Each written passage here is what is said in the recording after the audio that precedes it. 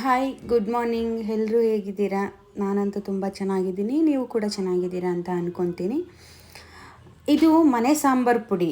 ನಮ್ಮ ಹಳ್ಳಿ ಕಡೆ ಉಡಿ ಅಂತ ಹೇಳ್ತೀವಿ. ಇದು ಮನೆ ಸಾಂಬಾರು ಪುಡಿಗೆ ನಮ್ಮಮ್ಮ ಮನೆಯಲ್ಲೇ ಮಸಾಲೆ ಪುಡಿ ರೆಡಿ ಮಾಡ್ಕೋತಾರೆ. ಅದು ಹೇಗೆ ಮಾಡೋದು ಅಂತ ನಾನು ಇವತ್ತಿನ ವೀಡಿಯೋದಲ್ಲಿ ತೋರಿಸ್ಕೊಟ್ಟಿದ್ದೀನಿ. ದಯವಿಟ್ಟು ಎಲ್ಲರೂ ನೋಡಿ. ಯಾರೆಲ್ಲ ಸಬ್ಸ್ಕ್ರೈಬ್ ಆಗಿಲ್ಲ ದಯವಿಟ್ಟು ಸಬ್ಸ್ಕ್ರೈಬ್ ಆಗಿ.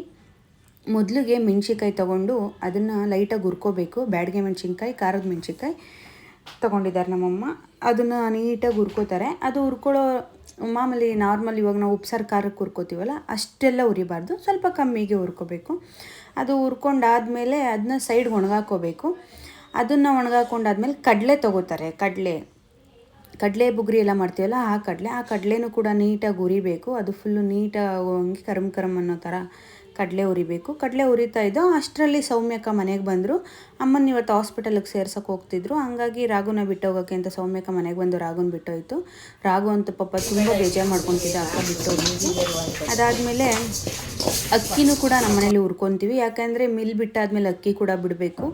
ಅಕ್ಕಿ, ಆಮೇಲೆ ಜೀರಿಗೆನೂ ಬೆಚ್ಚಗೆ ಮಾಡಿಕೊಂಡ್ರು. ಜೀರಿಗೆ ಆದಮೇಲೆ ಮೆಂತ್ಯ ಕಾಳು ತೊಗೊಂಡಿದ್ರು. ಮೆಂತ್ಯ ಕಾಳನ್ನೂ ಬೆಚ್ಚಗೆ ಮಾಡಿಕೊಂಡ್ರು.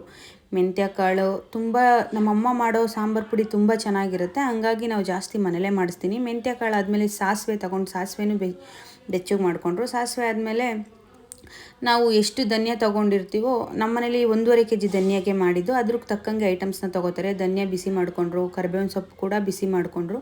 ಕರಿಬೇವಿನ ಸೊಪ್ಪು ಹಾಕೋದ್ರಿಂದ ಒಳ್ಳೆ ಫ್ಲೇವರ್ ಬರುತ್ತೆ ಮತ್ತು ತುಂಬ ಹೆಲ್ತ್ಗೆ ಒಳ್ಳೆಯದದು. ಹಾಗಾಗಿ ಕರಿಬೇವಿನ ಸೊಪ್ಪು ಹಾಕ್ಕೊಂಡು ಎಲ್ಲ ನೀಟಾಗಿ ಬಿಸಿ ಮಾಡಿಕೊಂಡು ಒಂದು ಪಾತ್ರೆಗೆ ಹಾಕ್ಕೊಂಡು ಮಿಲ್ಲು ಹಾಕ್ಕೊಂಡ್ರು. ಅದಾದಮೇಲೆ ಮೆಣಸು ಹುರ್ಕೊಂಡ್ರು. ಮೆಣಸನ್ನು ಕೂಡ ಬಿಸಿಯಾಗಿ ಒಂದು ಚಿಟ್ರಪಟ್ರ ಅನ್ನೋ ಥರ ಹುರ್ಕೋಬೇಕು. ಮೆಣಸು ನೀವು ಎಷ್ಟು ಹಾಕ್ತೀರೋ ಅಷ್ಟು ಚೆನ್ನಾಗಿರುತ್ತೆ ಟೇಸ್ಟು. ಮೆಣಸು ಹಾಕ್ಕೊಂಡು ಮೆಣಸು ಹುರ್ಕೊಂಡ್ರು. ಫೈನಲಿ ಹೆಸ್ರು ಕಾಳು ಇತ್ತು. ಹೆಸ್ರು ಕಾಳು ತುಂಬ ಹೆಲ್ತ್ಗೆ ಒಳ್ಳೆಯದು ಮತ್ತು ನಮ್ಮ ಬೋನ್ಸ್ನ ಗಟ್ಟಿ ಮಾಡುತ್ತೆ. ಹಂಗಾಗಿ ಹೆಸ್ರು ಕಾಳನ್ನ ಕೂಡ ಹಾಕ್ತಾರೆ ನಮ್ಮಮ್ಮ. ಹೆಸ್ರು ಕಾಳು ಹಾಕಿದ್ಮೇಲೆ ಅರಿಶಿನ ಹಾಕಿದ್ರು. ಅರಿಶಿನ ಬಂದು ಕಲರ್ ಬರೋಕ್ಕೆ ಹಾಕೋದು. ಅರಿಶಿನ ಕೂಡ ಹಾಕ್ಕೊಂಡು ನೀಟಾಗಿ ಹುರ್ಕೊಂಡ್ರು.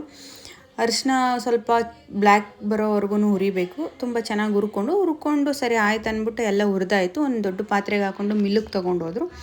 ಮಿಲ್ಗೆ ಹೋದಾಗ ನಮ್ಮಮ್ಮ ಚೆಕ್ ಮಾಡಿನೇ ಬಿಡಿಸೋದು. ಹಂಗಾಗಿ ನಮ್ಮಮ್ಮ ಚೆಕ್ ಮಾಡಿ ನೀಟಾಗಿ ನಮ್ಮಮ್ಮಂಗೆ ಯಾವ ಅದಕ್ಕೆ ಬೇಕೋ ಆ ಅದಕ್ಕೆ ಮಿಲ್ಲವ್ರಿಗೆ ಹೇಳಿ ಬಿಡಿಸ್ಕೊತಾರೆ. ನಾವು ಅಂಗಡೀಲಿ ಸಾಂಬಾರು ಪುಡಿ ತೊಗೊಳೋದು ತುಂಬ ಕಮ್ಮಿ. ಒಂದು ಸಾರಿ ಮಾಡಿದ್ರೆ ಮಿನಿಮಮ್ 1 ವರ್ಷ ಬರೋ ಥರ ನಮ್ಮಮ್ಮ ಮಾಡಿಕ್ತಾರೆ. ಒಂದು ಸಾರಿ ಹುಡಿ ಮಾಡಿಕೊಂಡ್ರೆ 1 ವರ್ಷ ನಾವು ಮತ್ತೆ ಹುಡಿ ವಿಷಯಕ್ಕೆ ಹೋಗಲ್ಲ. ಹುಡಿ ಅಂದರೆ ಸಾಂಬಾರು ಪುಡಿ, ನಮ್ಮ ಕಡೆ ಎಲ್ಲ ಹುಡಿ ಅಂತಲೇ ಹೇಳ್ತೀವಿ. ಇದು ಬೇಳೆ ಸಾಂಬಾರು ಅಂದರೆ ವೆಜಿಟೇಬಲ್ ಸಾಂಬಾರು ಪುಡಿ.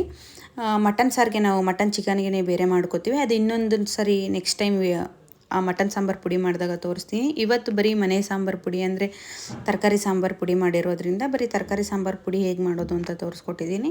ನಮ್ಮಮ್ಮ ಅದು ತುಂಬ ಚೆನ್ನಾಗಿ ಮಾಡ್ತಾರೆ. ನಮಗೆ ಬುದ್ಧಿ ಬರೋಕ್ಕೂ ಮುಂಚೆಯಿಂದನೇ ನಮ್ಮಮ್ಮ ಮನೇಲೇ ಸಾಂಬಾರು ಪುಡಿ ಮಾಡೋಕ್ಕೆ ರೆಡಿ ಮಾಡಿದ್ದು. ಅವತ್ತಿಂದ ಇವತ್ತುವರೆಗೂ ನಾವು ಮನೇಲೇ ರೆಡಿ ಮಾಡ್ಕೊತೀವಿ. ಫೈನಲಾಗಿ ಹುಡಿ ರೆಡಿ ಆಯಿತು. ನೋಡಿ, ಯಾರಿಗೆಲ್ಲ ಇಷ್ಟ ಆಯಿತು ಲೈಕ್ ಮಾಡಿ, ಶೇರ್ ಮಾಡಿ.